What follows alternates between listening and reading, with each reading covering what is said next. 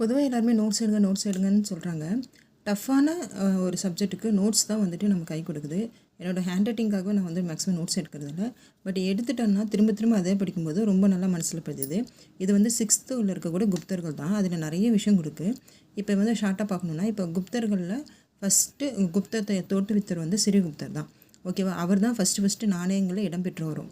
அவரோட மகன் தான் கடோத்கஜர். இவங்க 2 பேருக்கும் தான் மகாராஜா அப்படிங்கிற ஒரு பட்டம் இருக்கும். அதுக்கப்புறம் வர்றவர் தான் ஃபஸ்ட்டு சந்திரகுப்தர்.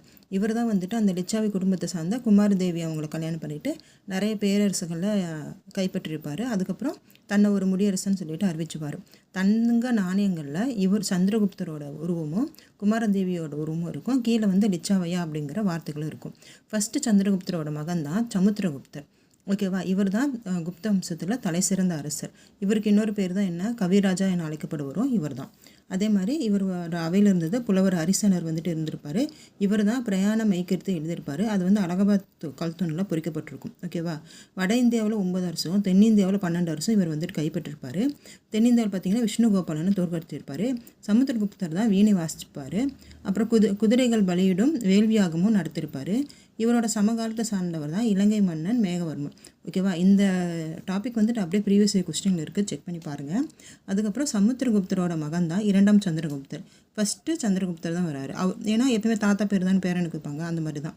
ஸோ 2ஆம் சந்திரகுப்தர் இவர் தான் வந்துட்டு குதுப்னார் அருகில் இருக்கக்கூடிய இரும்பு தூணை கட்டியிருப்பார்.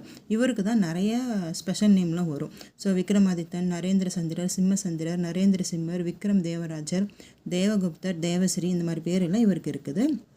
இவர் காலத்தில் வந்தவர் தான் சீன துறவி பாகியன் அவர்கள் வந்துட்டு வந்திருப்பாங்க.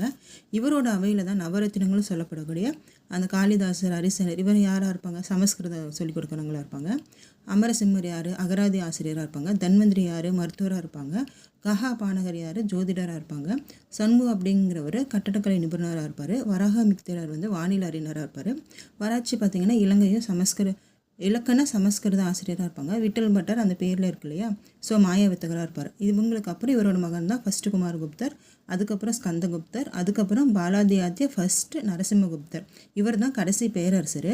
ஆனால் அங்கீகரிக்கப்பட்ட கடைசி அரசர் அப்படின்னு பார்த்தோன்னா விஷ்ணுகுப்தர் தான். இதுக்கப்புறம் இவங்க பண்ண கலை, கட்டடக்கலை, அதுக்கப்புறம் வந்து நூல்கள், நிறைய விஷயங்கள் செஞ்சுருப்பாங்க. அதெல்லாம் படிக்க நம்ம இங்கே வந்து ஆட் பண்ணிக்கலாம். இதுக்கு தான் வந்துட்டு நோட்ஸ் எடுக்க சொன்னாங்க. பட் இது புக்கிலே பார்த்தீங்கன்னா கிட்டத்தட்ட உங்களுக்கு 5 to 6 பேஜ் வந்துட்டு வந்துடுது.